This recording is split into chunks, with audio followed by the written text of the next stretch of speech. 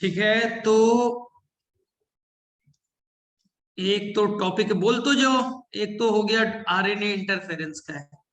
ठीक है, निमेटो जो वाला जो है ना, मिलेटोगाइनी इनकॉग्निशिया वाला आरएनए इंटरफेरेंस, आरएनए आई का जो कॉन्सेप्ट है। चलो और बोलो, और किसी को डाउट है पहले बोल दो, फिर उसके अकॉर्डिंग चलेंगे। सर 13 चैप्टर के ग्राफ भी बता देना। कौन वाला? 13 चैप्टर का ये जे सेप्ट एस सेप्ट वाला ग्राफ, या पॉपुलेशन वाला जो है, कौन सा 13 ये चैप्टर? सर जो एक्सपोनेंशियल ग्रोथ वाला कर्व है वो दोनों। ठीक है, पॉपुलेशन जे सेप्ट एस सेप्ट वाला है। चलो और बोलो। ठीक है, देखो आरएनए इंटरफेरेंस की कहानी क्या है, ये आपके एनसीईआरटी में क्या क्या उसमें याद रखना है, देखो ये है ना। सबसे पहले उसके कॉन्सेप्ट को जानना है कि आखिर जो टोबैको प्लांट है ना, उसके ऊपर में कुछ निमेटोड्स अटैक करते हैं। सबसे पहला निमेटोड्स कौन सा है वो नाम याद रखना पड़ेगा, स्पेलिंग के साथ वो पूछेंगे। उस निमेटोड्स का नाम बताइए, तो याद रखिएगा जो टोबैको पे अटैक करता है उस निमेटोड्स का नाम है मिलेडोगाइनी इनकॉग्निशिया। ये तो पहला क्वेश्चन बनेगा। सेकेंड एनसीईआरटी में लिखा है निमेटोड्स किसी पे अटैक कर सकते हैं, हमारे ऊपर भी अटैक करते हैं। निमेटोड्स प्लांट पे भी अटैक करते हैं, ह्यूमन बीइंग पे भी अटैक करते हैं, एनिमल्स पे भी अटैक करते हैं। लेकिन यहाँ पर हमें टोबैको वाला कॉन्सेप्ट पढ़ना है। अब टोबैको पे ये अटैक करेगा, टोबैको के रूट को कट कर देगा, खराब कर देगा।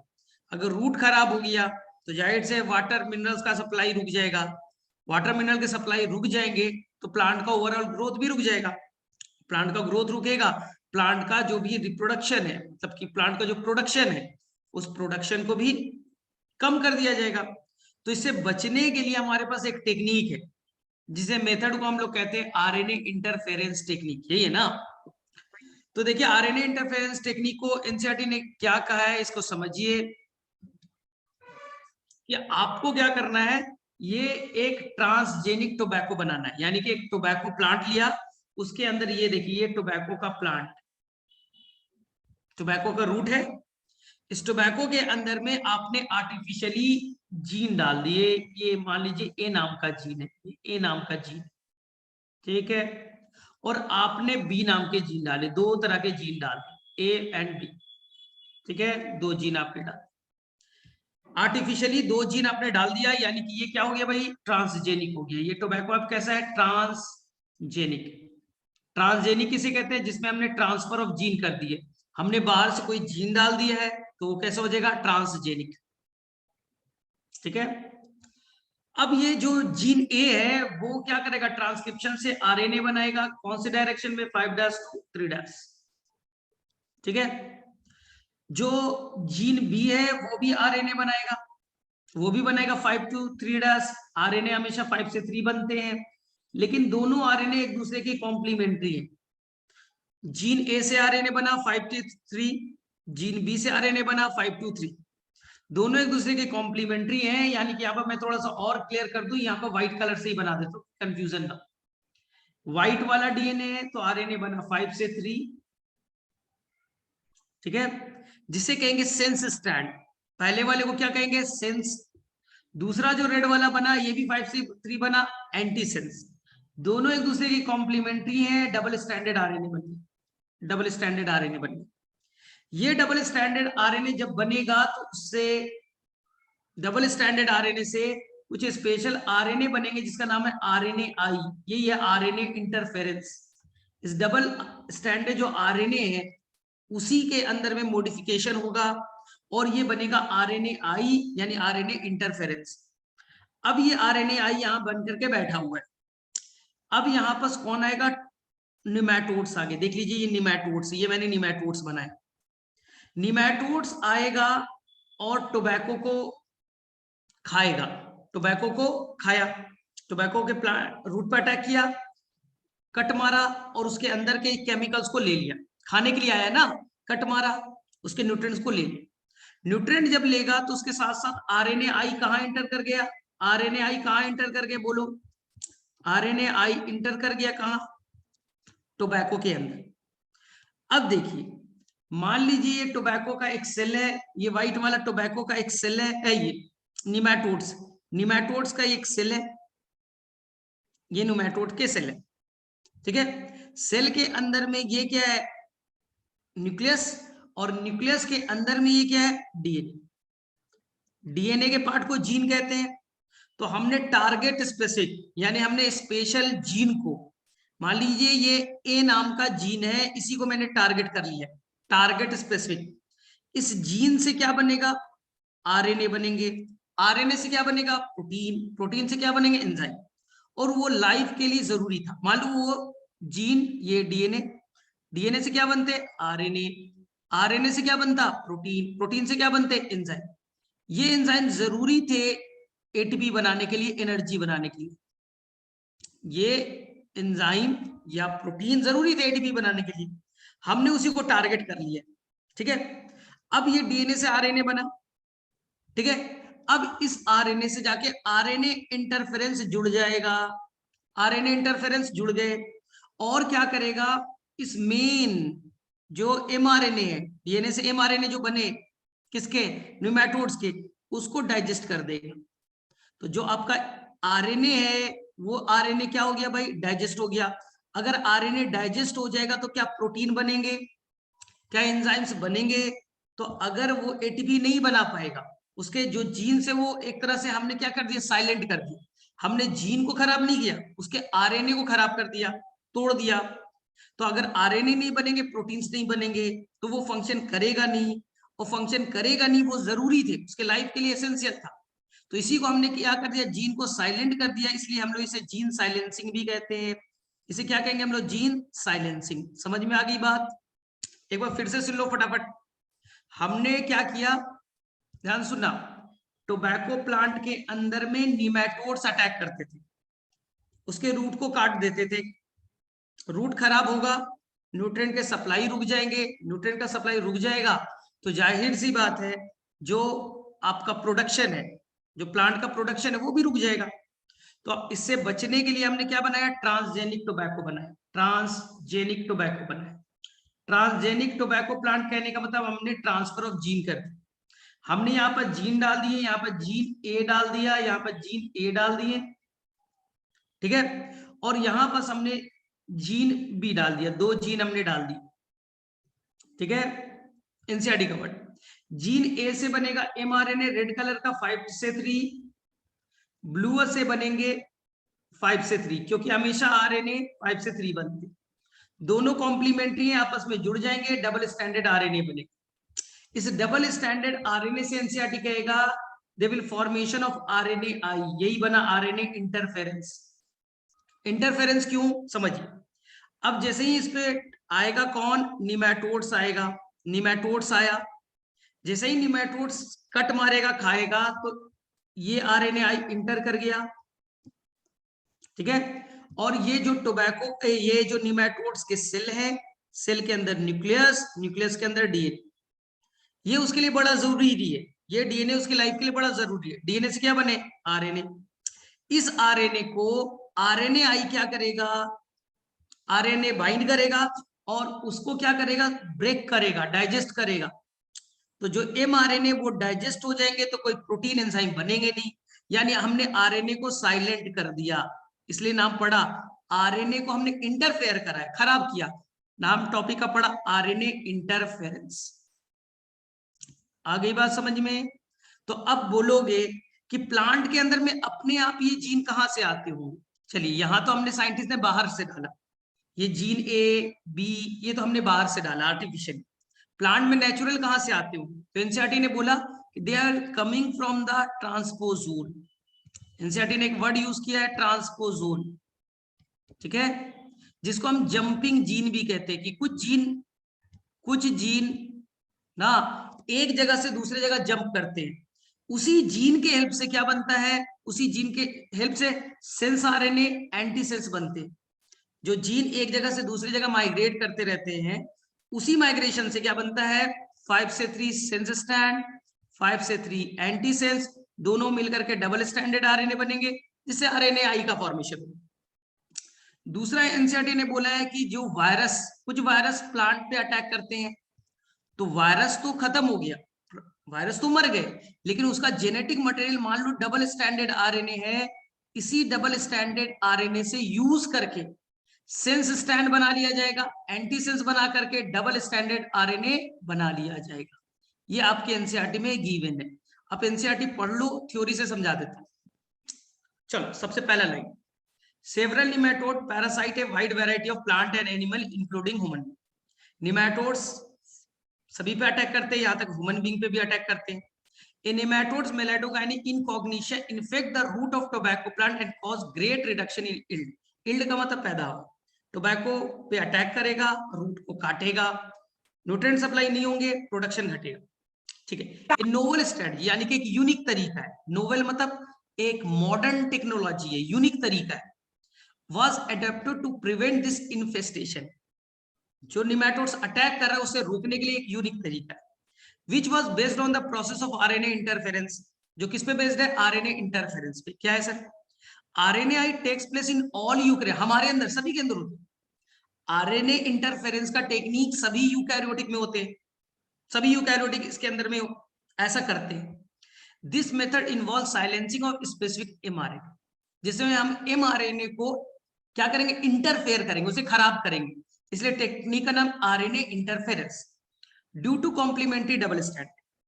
ठीक है, मेरे अंदर पैथोजेन आया, उसके अंदर क्या है? आरएनए, मेरे अंदर में आरएनए बना, वो जाके बाइंड कर जाएगा, कॉम्प्लीमेंट्री हो गए तो खराब हो जाएगा, दोनों जुड़ गए तो कॉम्प्लीमेंट्री हो जाएगा। Molecule that bind to the and prevent translation of the mRNA. देख लीजिए एनसीईआरटी ने यहाँ पर क्या वर्ड बोला है, समझिए। कोई पैथोजेन तुम्हारे अंदर आया, ये पैथोजेन तुम्हारे अंदर आया, और पैथोजेन ये देखिए, मान लीजिए ये पैथोजेन आया, बैक्टीरिया, बैक्टीरिया के अंदर क्या है? ये डीएनए, डीएनए से क्या बने? एमआरएनए, सिंगल स्टैंडर्ड है। हमारे बॉडी ने क्या बनाया भाई? एक आरएनए बनाया जो इसका कॉम्प्लीमेंट्री है, जो पैथोजेन है उसका कॉम्प्लीमेंट्री है, तो दोनों एक दूसरे से मिलकर के क्या बन गए भाई? डबल स्टैंडर्ड आरएनए, एक दूसरे के कॉम्प्लीमेंट्री है। और आपको पता है कि डबल स्टैंडर्ड आरएनए कोई राइबोसोम से जुड़ेगा नहीं, कोई प्रोटीन बनेंगे नहीं, ट्रांसलेशन होगा नहीं। समझ में आया? आपके ऊपर में कोई फंगस अटैक किया, फंगस ने अपने आरएनए बनाए, आपके बॉडी ने बदले में एक आरएनए तैयार किया जो कॉम्प्लीमेंट्री नेचर का है, दोनों एक दूसरे से जुड़ गए, डबल स्टैंडर्ड आरएनए बन गए। और डबल स्टैंडर्ड आरएनए का फर्दर ट्रांसलेशन होगा नहीं, प्रोटीन बनेंगे नहीं, एंजाइम्स बनेगा नहीं, पैथोजेन का ग्रोथ होगा नहीं। समझ में आ गया एनसीईआरटी में? This method involves silencing of specific mRNA due to complementary double stranded RNA molecule that bind and prevent translation of the mRNA. Correct. The source of this complementary RNA, ये RNA लाएंगे कहां से? ठीक है, source could be by the infection of viruses having RNA genome। जो virus attack करते हैं plant पे, उसके आरएनए को यूज कर लो। और मोबाइल जेनेटिक एलिमेंट यानी ट्रांसपोजोन, जो मोबाइल है, मूव करते रहते हैं, उस दौरान भी आरएनए बनते रहते हैं, उसी से हम क्या बनाएंगे? कॉम्प्लीमेंट्री आरएनए का फॉर्मेशन करेंगे, that replicate via RNA intermediate. ये याद नहीं करना है, बस याद रखना है ट्रांसपोजोन, डीएनए एक जगह से दूसरी जगह माइग्रेट करते हैं, तो जब एक से दूसरी जगह जाएंगे तो वो आरएनए की हेल्प से जाते हैं। अब चलिए, अब हमें प्लांट में डालना है, टोबैको प्लांट में डालना है आर्टिफिशियली। एग्रोबैक्टीरियम का नाम सुना है, उसके हेल्प से हम लोग क्या करेंगे? डीएनए डाल देंगे। कैसे डाला? एग्रोबैक्टीरियम की हेल्प से। Introduce into the host plant, host में डाल दिया। The introduction of DNA was such that it produce both sense and antisense. बताया था, सेंस आरएनए भी बनाएगा 5 से 3, एंटीसेंस भी बनाएगा, वो भी 5 से 3, दोनों लेकिन कॉम्प्लीमेंट्री होंगे। Host cell, the two RNA being complementary, एक दूसरे के कॉम्प्लीमेंट्री है, to each other and form double stranded, हो गए double standard, that initiate RNAi, जिससे RNAi का फॉर्मेशन होगा, and thus silence the specific mRNA of nematodes। ये nematodes के अंदर जाएंगे, उसके mRNA, स्पेसिफिक mRNA को डाइजेस्ट कर देंगे, डिग्रेड कर देंगे, पैरासाइट अब सर्वाइव नहीं करेगा, मर जाएगा। The consequence was that parasite could not survive, अब सर्वाइव करेगा नहीं उस ट्रांसजेनिक प्लांट पे। ठीक है, expressing a specific interfering है, the transgenic plant therefore got itself protected from parasite। यही तो है कहानी। आगे बात समझ में, फटाफट बोलो। देखिए मैंने यही चीज आपको बताया था, एनसीईआरटी में एकदम यही चीज है।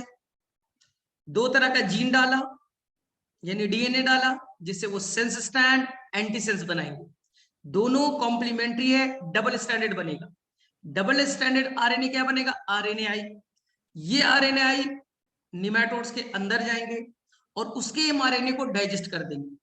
अब निमैटोड्स का आरएनए डाइजेस्ट हो गया, यानी कि उसके अंदर प्रोटीन एंजाइम नहीं बनेंगे, वो सर्वाइव नहीं करेगा, ट्रांसजेनिक प्लांट को सर्वाइव अब नहीं करेगा। तो आसानी से आप बचा सकते हो पैरासाइट से। चलो बोलो, हो गया? किसने पूछा था? मनीषा, किसने पूछा था? फटाफट बोलो, याद हो गए? Yes sir. क्लियर है? एकदम एनसीईआरटी का वर्ड मैंने बोला है। किसी को यहाँ पे इश्यू है तो मैं वापस से रिपीट कर दूंगा, बोलो। चलो आगे बोलो अब दूसरे डाउट्स। सर जीन थेरेपी बता दो। जीन थेरेपी, चलो सीखते हैं जीन थेरेपी क्या। चलिए ध्यान से देखो। 1990s में अमेरिका में एक बच्चा पैदा होता है, ये नगानी 1990s में, ठीक है, उस दौरान एक बच्चा पैदा होता है। उसके अंदर में क्या था कि जो ये उसका सेल, उसके अंदर में ये न्यूक्लियस और न्यूक्लियस के अंदर में ये डीएनए। डीएनए के पार्ट को क्या कहते हैं? जीन। तो एक जीन होता है, इस जीन को कहते हैं एडिनोसाइन डियामिनेज, एडीए। जीन का नाम क्या है? ADA, adenosine deaminase. यानी ये डीएनए है, डीएनए यानी कि जीन। जीन से क्या बनेगा? यानी डीएनए से क्या बनता है? एमआरएनए। एमआरएनए से क्या बनते हैं? प्रोटीन। प्रोटीन से क्या बनेगा? एंजाइम। तो इस एंजाइम का नाम एडिनोसाइन डियामिनेज कहते हैं, और इस जीन का भी नाम एडिनोसाइन डियामिनेज जीन। जीन का नाम एडिनोसाइन डियामिनेज जीन, एंजाइम का नाम एडिनोसाइन डियामिनेज। ठीक है सर, करता क्या है? तो ये जो टी लिम्फोसाइट होते हैं या बी लिम्फोसाइट होते हैं, मेनली टी लिम्फोसाइट होता है, उसको मैच्योर कराने में हेल्प करता है। किसको हेल्प करेगा? मैच्योरिटी। यानी एक तरह से ये किसमें हेल्प कर रहा है? इम्यून सिस्टम में। हमारे अंदर, सभी के अंदर होते हैं। फिर से सीख लो, हमारे अंदर में कोई एंजाइम है एडिनोसाइन डियामिनेज, जो क्या करता है? टी लिम्फोसाइट को मैच्योर करने में हेल्प करता है, मैच्योरिटी में हेल्प करता है। उस बच्चे के अंदर में वो जीन खराब था, यानी वो जीन खराब थे। अगर जीन खराब होगा तो एमआरएनए खराब होंगे, प्रोटीन खराब होगा तो एंजाइम खराब होंगे। अगर एंजाइम खराब होगा तो टी लिम्फोसाइट मैच्योर नहीं करेगा, तो जाहिर सी बात है उस बच्चे के अंदर में इम्यून सिस्टम वीक होगा। उस बच्चे के अंदर इम्यून सिस्टम वीक होगा। उस बीमारी को कहते हैं स्कीड। एनसीईआरटी में नहीं है, याद नहीं रखना है। उस बीमारी को कहते हैं स्कीड, सीवियर कंबाइंड इम्यूनो डिफिशियंसी। नहीं जानना है तो बस ये जानिए उस बच्चे के अंदर में वो एंजाइम नहीं था जिससे उसकी इम्यूनिटी वीक थी। अब उसे कैसे ठीक करना है? तो ठीक करने के कई सारे उपाय थे। उस चाइल्ड के अंदर में वो जीन खराब है। अगर जीन खराब है तो एमआरएनए खराब है, एमआरएनए खराब है तो प्रोटीन खराब है, तो उसके अंदर जो एंजाइम्स बनेगा एडिनोसाइन डियामिनेज, वो खराब बनेगी। कैसे ठीक करोगे? चलिए, कई सारे तरीके थे। एक तरीका था कि उस बच्चे के अंदर में हम डायरेक्टली एंजाइम का इंजेक्शन डाल दें, वो एंजाइम का इंजेक्शन डाल दें। ये भी साइंटिस्ट ने किया, लेकिन उसमें प्रॉब्लम क्या था? ये एंजाइम डालेंगे 1-2 महीने तो ठीक रहेगा, फिर से इम्यून सिस्टम खराब हो जाएगा। हमने एंजाइम का इंजेक्शन डाला, इम्यून सिस्टम मजबूत हो गए, बच्चा ठीक है, फिर से वो एंजाइम डिक्रीज हो जाएगा, खत्म हो जाएंगे, वापस से इम्यूनिटी का प्रॉब्लम होगा। तो ये कैसा मेथड था? टेम्पररी मेथड था। ठीक है, तो क्या किया जाए? तो हमने क्या किया, बच्चे के अंदर से हमने ब्लड ले, ब्लड से हमने क्या ले लिया? WBC। हमने क्या ले लिया? WBC ले लिया। ये बच्चे का WBC है, ये सेल और ये उसका डीएनए। उसके अंदर वो जीन खराब है, तो क्यों ना हम अच्छा वाला जीन वहां डाल दें। हमने क्या किया? आर्टिफिशियली हमने एडिनोसाइन डियामिनेज वाले जीन बनाए। यहां देखिए, हमने ये जीन बना दिया। कैसे बनाया भाई? आर्टिफिशियली। हमने जीन बनाया। अब जीन को मुझे इस बच्चे के अंदर में, इस सेल के अंदर डालना है, उसके WBC के अंदर डालना है। कैसे डालेंगे? तो हमें चाहिए यहाँ पर वेक्टर। सर कौन सा वेक्टर डालेंगे? तो एनसीईआरटी ने वर्ड यूज किया है retrovirus vector, retro viral vector, यानी कि हम वायरस के हेल्प से डीएनए डालेंगे। हम वायरस लेंगे, वायरस के अंदर में उसका जो आरएनए है उसके अंदर में इस जीन को डाल देंगे और उसके हेल्प से इस पे अटैक कराएंगे। तो जाहिर सी बात है कि हम वायरस के हेल्प से उस डीएनए को इसके अंदर इंसर्ट कर देंगे। तो हमने इसके अंदर में इंसर्ट कर दिया। अब इस WBC को मल्टीप्लाई करेंगे, मान लो ये एक थे, इसका 100 कॉपी बना ली, कल्चर मीडिया में डाला, 100 कॉपी बन गई। अब हमने वहां से 90 सेल लिया और चाइल्ड के अंदर, बच्चे के अंदर में डाल दिया, 100 सेल बना, जिसके अंदर में हमने बाहर से आर्टिफिशियली जीन डाल दिया, नाम पड़ गया जीन थेरेपी। अब हमने 90 सेल उस चाइल्ड के अंदर में वापस इंसर्ट कर दिया, तो बच्चे के अंदर में चला गया। वहां पर जाकर के क्या होगा? वो तो इम्यून सिस्टम उसके ठीक ठाक है, स्ट्रांग है, प्रॉब्लम सॉल्व। लेकिन ये बताओ टेम्पररी मेथड है या परमानेंट है? 90 सेल है, कभी ना कभी 1 महीने के बाद, 2 महीने के बाद, 3 महीने के बाद ये सारे सेल मर जाएंगे। जो 90 सेल है वो क्या है? एक डिफिनिट लाइफ स्पैन है, तो वो 90 सेल आज ना कल तो मर जाएंगे। मरने के बाद में फिर से इम्यून सिस्टम वीक हो जाएगा, तो ये बार बार आपको डालना पड़ेगा। तो ये मेथड भी कैसा है? टेम्पररी है। ये मेथड भी कैसा है? टेम्पररी। तो आपको परमानेंट मेथड एक ही है, एक ही परमानेंट मेथड है जिसे लाइफ टाइम के लिए ठीक कर सकते हो। वो क्या है? कि हम बच्चे के, जो बच्चा है उसके एम्ब्रियोनिक स्टेज में स्पर्म आया, ओवम आए, फ्यूजन से क्या बना? जाइगोट। जाइगोट के अंदर में ही हम ये जीन को डालें। अगर जाइगोट में, एम्ब्रियोनिक स्टेज में ही डाल देंगे ना, एम्ब्रियोनिक स्टेज में ही डाल देंगे, तो ये वाले, इससे अब जो चाइल्ड का फॉर्मेशन होगा इस बच्चे के अंदर में, परमानेंटली वो जीन शिफ्ट हो जाएगा ना। तो परमानेंट मेथड कैसा है? कि अगर एम्ब्रियोनिक स्टेज में ही वो जीन को ऐड किया जाए तो, नहीं तो कोई भी मेथड है वो तो सब टेम्पररी मेथड है। तो देख लीजिए, एनसीईआरटी की थ्योरी को पढ़ लीजिए, मेरे में से समझ में आना चाहिए। थ्योरी से समझा देता हूं एनसीईआरटी की। If a person is born with hereditary disease, hereditary मतलब जीन की खराबी से, मेरे अंदर जीन है वो खराब हो गया, can a corrective therapy be taken for such a disease? क्या किसी इंसान का जीन खराब हो गया है, क्या उसे ठीक किया जा सकता है? Gene therapy is attempt to do this. अगर हमारे जीन खराब है उसे ठीक किया जाए, नया वाला जीन ऐड किया जाए, तो क्या इससे प्रॉब्लम सॉल्व हो सकता है? चलिए, gene therapy is a collection of method that allows correction of a gene defect that has been diagnosed in a child और एम्ब्रियोनिक। एम्ब्रियोनिक स्टेज में पता चले, वहां से जीन हम अच्छा वाला ऐड कर दें। Here gene are inserted into a person's cell and tissue to treat a disease. हम पर्सन के सेल को निकालेंगे, उसके अंदर जीन डाल देंगे, वापस से बच्चे के अंदर में इंसर्ट कर देंगे। Correction of genetic defect involve delivery of a normal gene into an individual or embryo to take over the function and compensate for the non-function. जो तुम्हारा जीन खराब हो गया है उसके जगह पे नॉर्मल जीन को डालना है जिससे ठीक हो जाए ये प्रॉब्लम। चलिए, कैसे किया गया? फर्स्ट, पहली बार पूरे अर्थ में पहली बार ये ट्रायल किया गया। First clinical gene therapy was given in 1990 में ये सबसे पहली बार किया गया। किस पे किया गया? 4 ईयर ओल्ड गर्ल, जो बच्चा था 4 ईयर की जो लड़की थे, उसके ऊपर में सबसे पहली बार ये ट्रायल किया गया विद एडिनोसाइन डियामिनेज डिफिशियंसी। उस बच्ची के अंदर में एडिनोसाइन डियामिनेज जीन खराब हो गया था। This enzyme is crucial for immune system, ये जरूरी है उसकी इम्यूनिटी के लिए। This order is caused due to the deletion of the gene for adenosine deaminase. वो जीन खराब हो गया था उस बच्चे के अंदर में, वो जीन डिलीट हो गए थे, खराब हो गए थे, तो हमें वो वाला चीज ऐड करना है।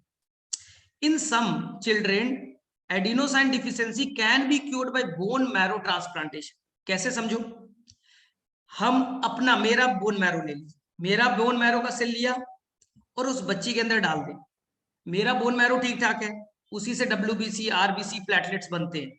तो मैंने अपने बोन मैरो से निकाला सेल को और उस बच्ची के बोन मैरो के अंदर में डाल दिया। लेकिन ये क्या परमानेंट मेथड है? नहीं, क्योंकि अपना सेल लिया उस बच्ची के अंदर डाल दिया, ये टेम्पररी मेथड है। वो सेल खराब हो जाएगा, खत्म हो जाएंगे, फिर से नया सेल तो बनेगा नहीं। तो पहला टेक्निक क्या था? Bone marrow transplantation. तुम्हारा बोन मैरो का सेल लें, उस बच्ची के अंदर डाल। In other it can B, other way can be treated by enzyme replacement therapy, या उस बच्ची के अंदर एंजाइम डाल दो इंजेक्शन के फॉर्म में, in which functional ADA is given to the patient by injection, injection के थ्रू हार्मोन डाल दो। But the problem with both these approaches that are they are not completely curative।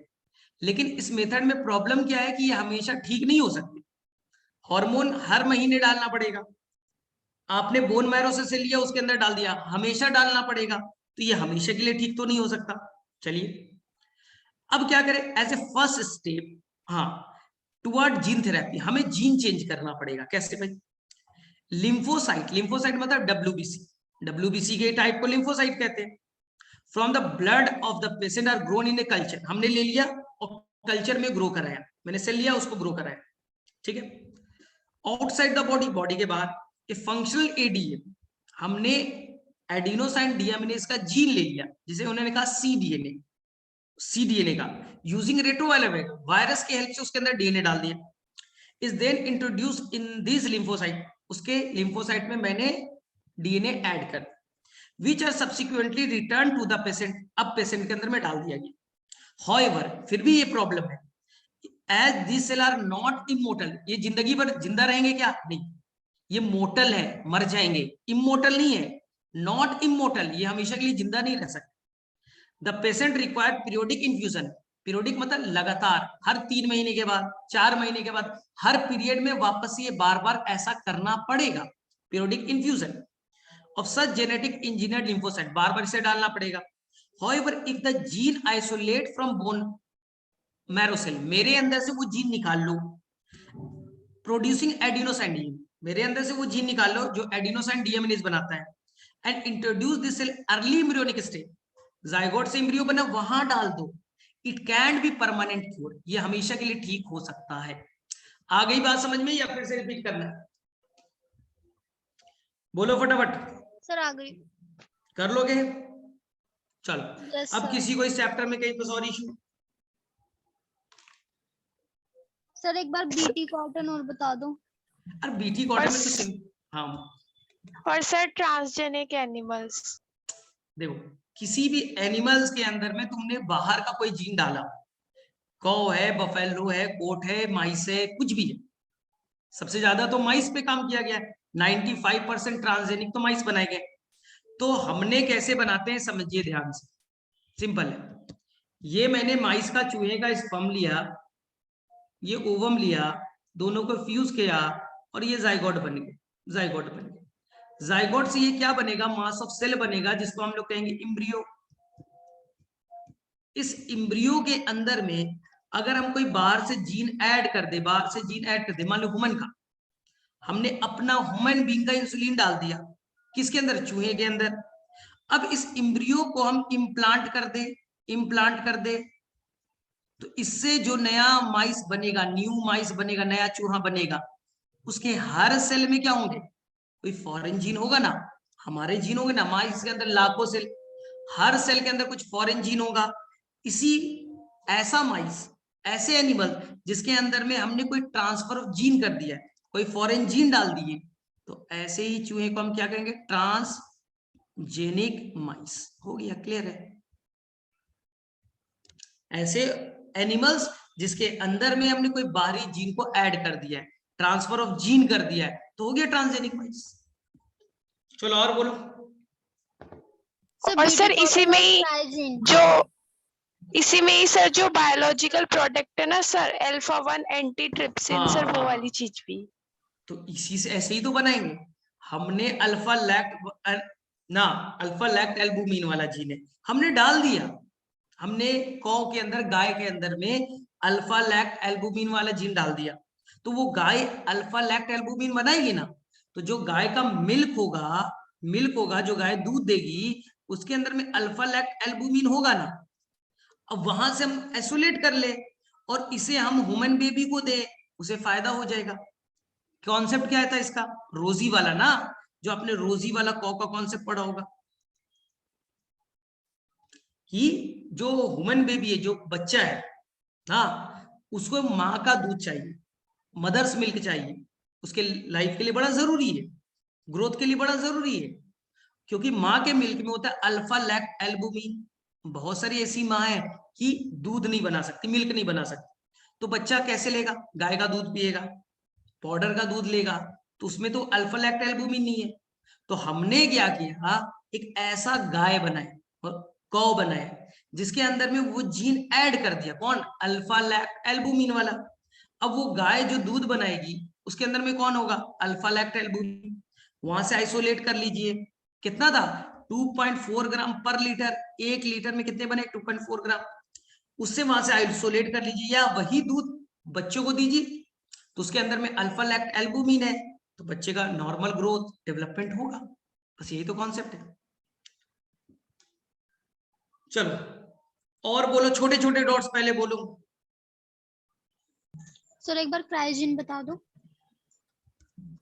पढ़ा क्या तुमने एग्जाम से पहले? यहां देखो, तुमने पढ़ा होगा कि एक बैक्टीरिया है जिसका नाम है बैसिलस thuringiensis, याद है?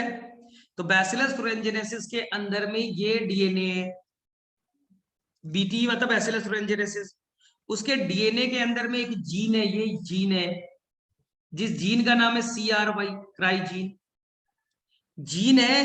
तो जीन यानी डीएनए क्या बनाता है? डीएनए से क्या बनेगा? आरएनए। आरएनए से क्या बनेगा? प्रोटीन। ये जो प्रोटीन है वो इनएक्टिव फॉर्म में, ये प्रोटीन जो है अभी किस फॉर्म में? Inactive form.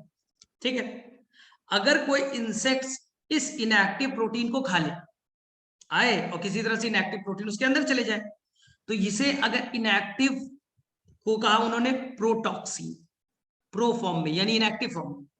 अगर कोई इंसेक्ट्स इसे खा लेता है तो इंसेक्ट्स के गट में यानी इंटेस्टाइन में एक पार्टिकुलर पीएच, अल्कलाइन पीएच, जहां पर ये इनएक्टिव वाला क्या कन्वर्ट हो जाएगा? किसमें कन्वर्ट हो जाएगा? एक्टिव में। और जो एक्टिव में वो कन्वर्ट हो जाएगा तो उसके जो इंटेस्टाइन के सेल है, उस सेल के अंदर ये जाके बाइंड कर जाएगा टॉक्सिन। कौन सा? जो क्राई जो अपने बनाए इनएक्टिव फॉर्म में, और जब वो एक्टिव हो जाएगा, एक्टिव टॉक्सिन में कन्वर्ट हो जाएगा। ठीक है, तो वो क्या करेगा? इंटेस्टाइन यानी गट के सेल से बाइंड करेगा और उसके अंदर छोटे छोटे पोर्स क्रिएट कर देगा। तो अंदर से क्या होगा? सारा फ्लूइड लीक कर जाएगा, सारा फ्लूइड निकल गए, लीक कर जाएगा तो क्या हो जाएगा? उसका लाइसिस हो गया, फट गया, सारे फ्लूइड बाहर निकल जाएंगे, और जब सेल का ही डेथ हो जाएगा तो इंसेक्ट्स का भी डेथ हो जाएगा। कॉन्सेप्ट समझ में आ गया? इंसेक्ट का डेथ हो जाएगा। तो अब तुम्हें क्या करना है? इस क्राई जीन को लेना है। इस क्राई जीन को तुमने लिया और तुमने कहां डाल दिया? कॉटन प्लांट में। देखिए यहां तुमने एक प्लांट बनाया कॉटन का, ये कॉटन प्लांट बना दिया, इसके अंदर कौन सा जीन डाल दिया है? Cry gene. अब जैसे ही यहाँ पर इंसेक्ट्स खाने के लिए आएगा, जैसे ही खाएगा तो खाने के बाद में क्या बना है? इस प्लांट के अंदर में क्या है? Cry gene. तो क्या बनेंगे? इनएक्टिव टॉक्सिन बनेगा।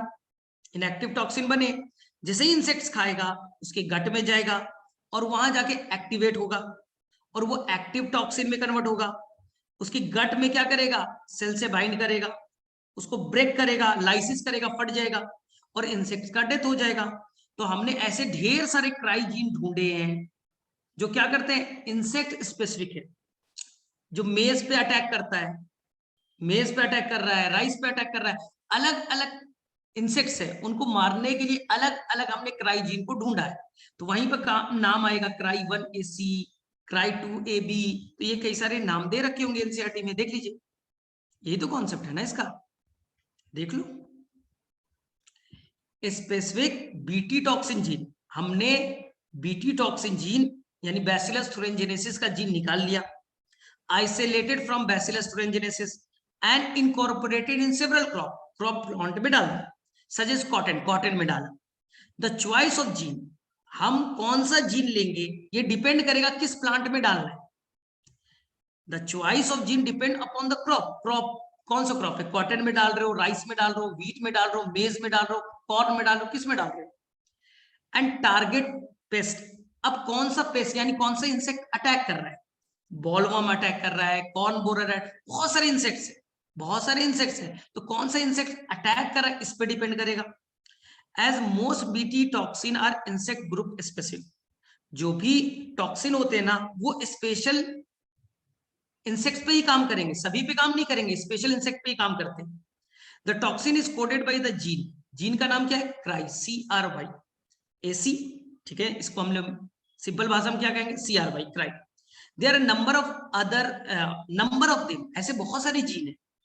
For example protein encoded by gene CRY1AC, CRY2AB control the cotton bollworm, CRY1AB control the corn borer. Corn क्या होता है, मेज, मेज के अंदर आएगा, अटैक मारेगा, छोटे छोटे छेद बना देगा, कॉर्न बोरर। तो उस पर अटैक करना है तो हम लोग कौन सा जीन डालेंगे, CRY1AB। अगर कॉटन प्लांट पे अटैक कर रहा है, ठीक है, तो हम लोग कौन सा जीन यूज कर सकते हैं, CRY1AC या CRY2AB, यही तो है। अब पूरा कॉन्सेप्ट पढ़ सकते हो यहां से। चलो और आगे बोलो।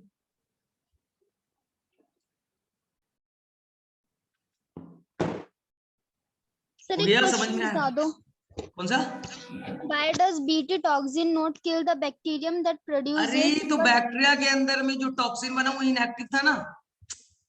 अरे भाई, जो बैक्टीरिया के अंदर में बना हुआ एक्टिव था, इनएक्टिव था? अगर जो इनएक्टिव है तो उसको नुकसान कैसे पहुंचाए? मेरे अंदर में क्राई प्रोटीन बना, वो तो इनएक्टिव है ना, तो मुझे कैसे नुकसान पहुंचेगा? अब इंसेक्ट्स मुझे खाएगा तो वो टॉक्सिन उसके अंदर चला गया, वहां जाकर के वो एक्टिव टॉक्सिन में कन्वर्ट होगा, प्रोटॉक्सिन से एक्टिव टॉक्सिन बनेंगे, तो नुकसान उसे होगा। मैंने तो इनएक्टिव फॉर्म में रिलीज किया है, ठीक है।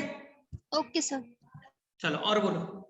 सर बीटी कॉटन तो और क्रॉप्स पे भी यूज हुआ है, तो सर हमारे गट में भी तो सर एल्कलाइन पीएच होता है, तो सर ये हमें हार्मफुल नहीं इसलिए होता? इसलिए नहीं, दो तीन रीजन, एक तो हम खाएंगे, दो तीन रीजन है, इसलिए तो इंडिया में अलाउड नहीं।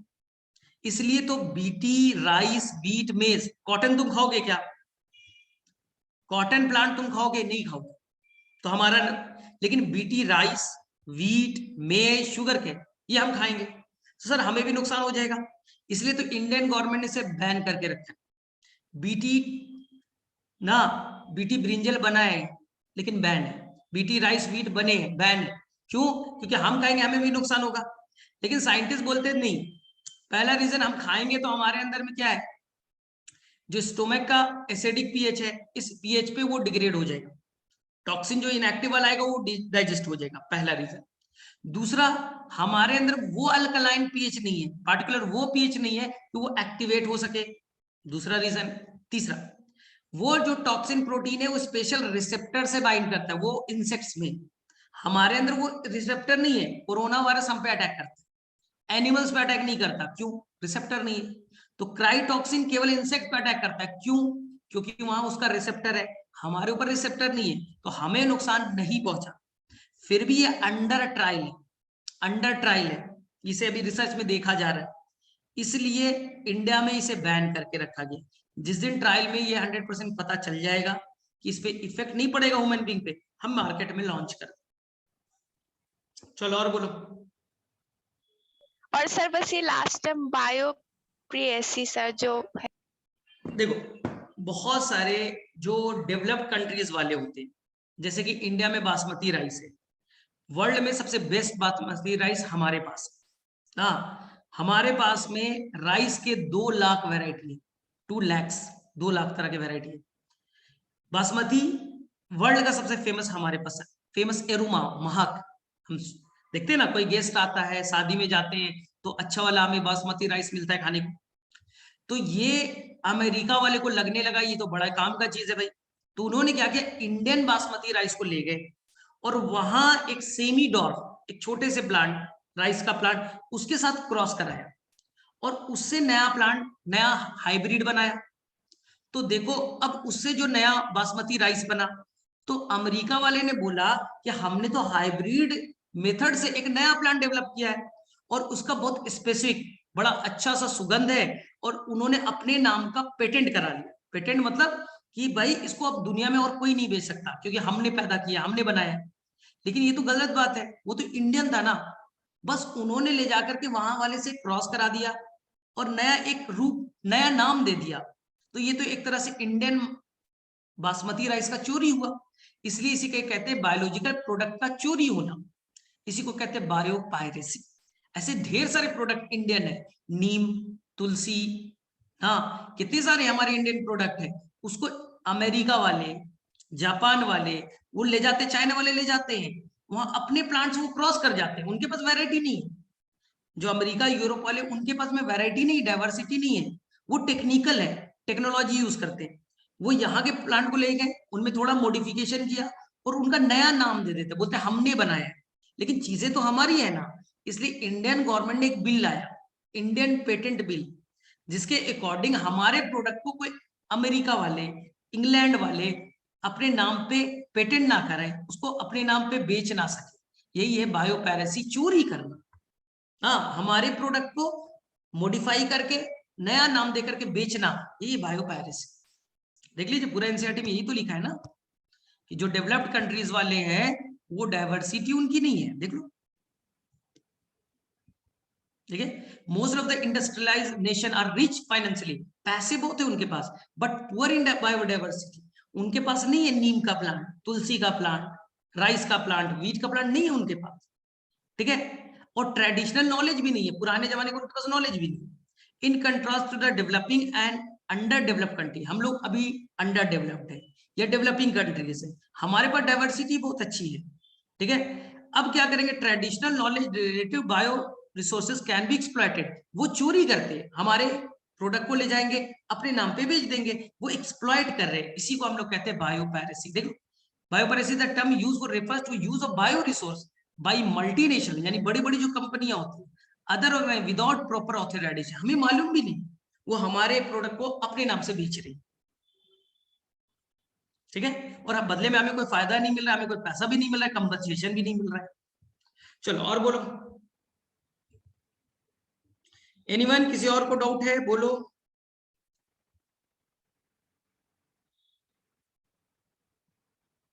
और सर जीन थेरेपी में सर हमें पता कैसे चला कि सर इसमें एंजाइम की कमी है एम्ब्रियो में, एडीए की? देखो, मुझे ये बीमारी है तो मेरे बच्चे को भी हो रहा, मुझे वो जीन खराब है, मेरे अंदर एंजाइम नहीं बन रहे, मुझे वो बीमारी है, और मेरे बच्चे को भी तो हो सकता है ना, किसी को सिकल सेल एनीमिया तो उसके बच्चे को भी तो होगा, क्योंकि जेनेटिक डिसऑर्डर है। तो मेरे बच्चे को कैसे ठीक किया जाए, लाइफ टाइम के लिए उसे बचाया कैसे जाए, तो हम एम्ब्रियोनिक स्टेज में ही उसे ठीक कर दें तो मेरा बच्चा तो ठीक हो सकता है। आई बात समझ में? Okay sir. चलो और कोई,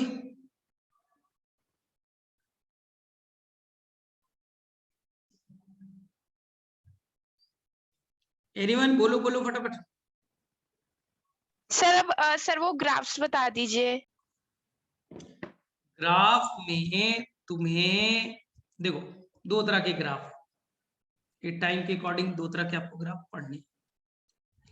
पहला है जेसेप ना, और दूसरा है एस शेप, सिग्मॉइड वाले, ठीक है, जिसे लॉजिस्टिक का है। जे शेप्ड एक तरह से देखिए, सबसे पहले क्या होगा, यहाँ पर लैग फेज आएगा। लैग फेज यानी वो कोई भी ऑर्गेनिज्म ले जाकर के एक जंगल में छोड़ दे, तो सबसे पहले वहां जाके अडेप्ट करेगा, उसके बाद में उनमें एक्सपोनेंशियली ग्रोथ होगा, एक्सपोनेंशियली ग्रोथ होगा, बहुत तेजी से वो डिवाइड करते हैं। लेकिन एक सीजन के बाद अचानक से, इंसेक्ट्स का सबसे अच्छा एग्जांपल इसमें इंसेक्ट्स का है, सीजनल इंसेक्ट्स, अचानक से इनका पॉपुलेशन बढ़ा, जैसे ही सीजन चेंज हुआ धड़ाम सा पॉपुलेशन ड्रास्टिकली घट गई, खत्म। हाँ, या फंजई ऐसे करते हैं, या कुछ एनुअल प्लांट ग्रास वगैरह ऐसा करते हैं, ठीक है। तो मेनली कौन सा ग्राफ फॉलो करते हैं बाकी सारे ऑर्गेनिज्म, वो एस शेप। तो पहले होगा लैग फेज, पहले तैयारी कीजिए, फिर एक्सपोनेंशियली डिवाइड कीजिए, एक्सपोनेंशियली डिवाइड कीजिए, लेकिन थोड़ा स्लो मैनर में, देखो थोड़ा स्लो चल रहा है, तो लॉग फेज।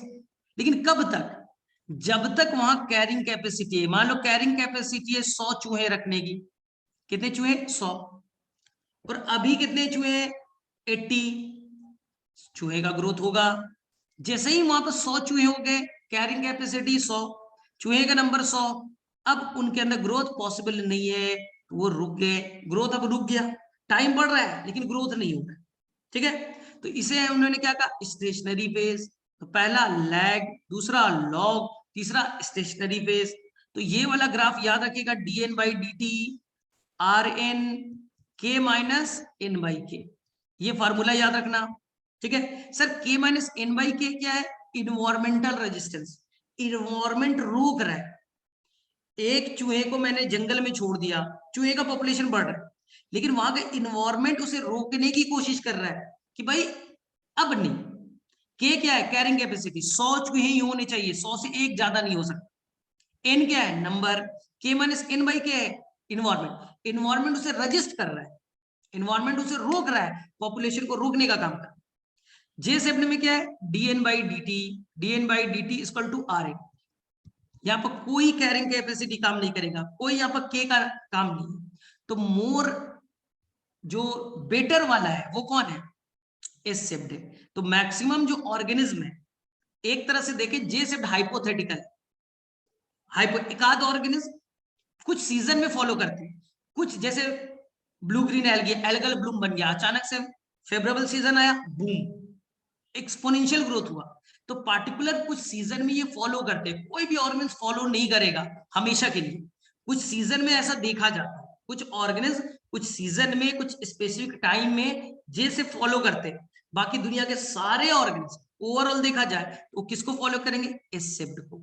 तो मोर लॉजिस्टिक कौन है, यानी कि रियल कौन दिखता है, मोर रियलिस्टिक कौन दिख रहा है, तो वो दिखेगा एस सेप्ट। किसने ढूंढा था, पर्ल हॉल लॉजिस्टिक ग्रोथ का मॉडल पढ़ा होगा। तो ये आपको फार्मूला याद रखना है, बस ये इतना ही करना है। जो जे सेप्ट है वो हाइपोथेटिकल है एक तरह से, के कुछ ऑर्गेनिज्म कुछ स्पेसिफिक सीजन में ऐसा फॉलो करते हैं, जैसे मैंने इंसेक्ट्स का बोला। बाकी मोर रियलिस्टिक, रियल में ग्रोथ मॉडल कौन शो कर रहा है, वो करेगा इस शिफ्ट वाला। चलो हो जाएगा, इतना काफी है। और बोलो,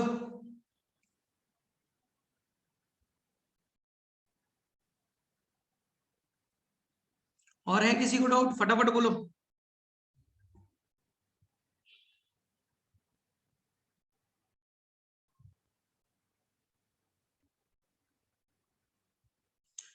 no one. Sir intrinsic rate बता दो, और सर पॉपुलेशन इंटरेक्शन के बस एग्जांपल याद करने की कोई ट्रिक बता दो। वो ट्रिक तो तुम्हें पूरा पढ़ना पड़ेगा, वो ट्रिक जो है उसे मैं कल, चलो कल बता देंगे। अभी आर क्या है, इंट्रिंसिक रेट, एक तो है तुम्हारा स्मॉल बी।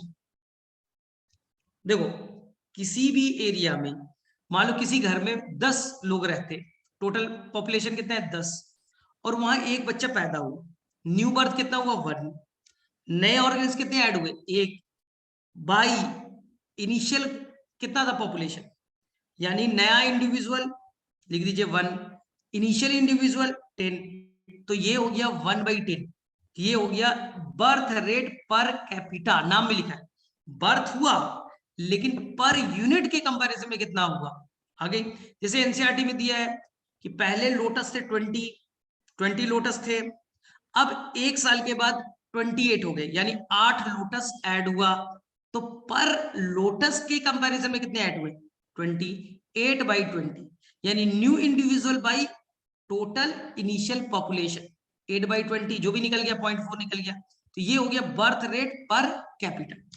इसी तरह से D, death rate per capita, कि मान लो 40 इंसेक्ट्स थे, एक वीक में 4 इंसेक्ट्स मर गए, तो 4 यानी कि डेथ कितना हुआ 4, इनिशियल पॉपुलेशन कितना था 40, तो कितना हो गया 4/40 0.1।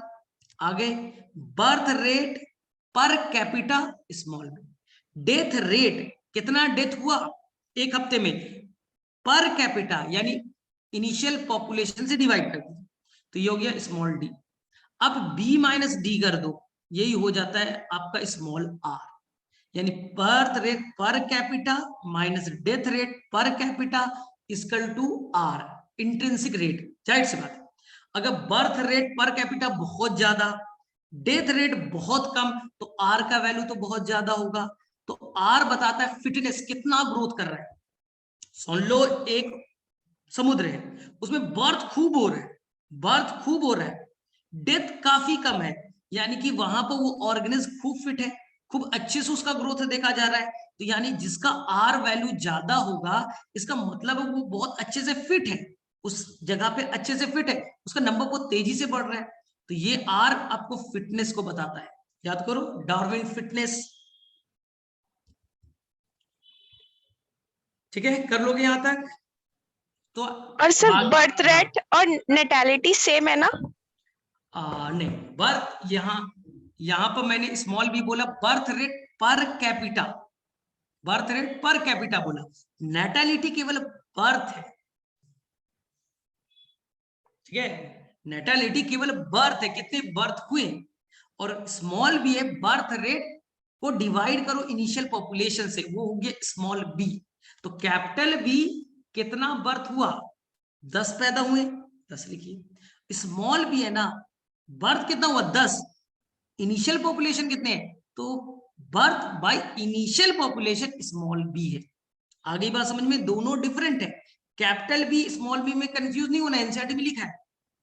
कैपिटल बी कितना पैदा हुई, तुम्हारे मोहल्ले में कितने नए बच्चे आए, 50 बच्चे आए, चलिए हो गया कैपिटल बी, नेटेलिटी। ठीक है, अब आएगा कि नहीं मुझे स्मॉल बी बताइए, तो तुम्हारे मोहल्ले में 500 लोग रहते हैं, 50 नए ऐड हुए, तो 50/500 टोटल बर्थ पर इनिशियल पॉपुलेशन, तो हो गया स्मॉल बी। तो कंफ्यूज नहीं होना इससे।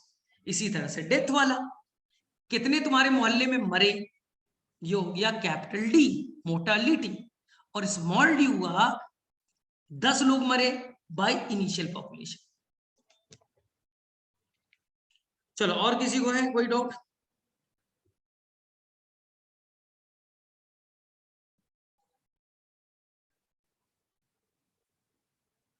चलो, अगर डाउट होगा, ठीक है, तो आप क्या करना, भेज देना, ग्रुप पे मैसेज कर देना या मुझे मैसेज कर देना। कभी भी कहीं पास कोई पढ़ने में कोई कॉन्सेप्ट में प्रॉब्लम हुआ तो एनसीईआरटी का फिगर ले लेना, वो क्वेश्चन भेज देना, मैं ऑडियो में आंसर दे दूंगा। ठीक है, ओके, थैंक यू सर। चलो ठीक है, ठीक है, ओके, बाय बाय। चलो ठीक है, अच्छे से पढ़ाई करो, हो जाएगा, सभी लोग टेंशन मत लो, पढ़ाई करते रहो।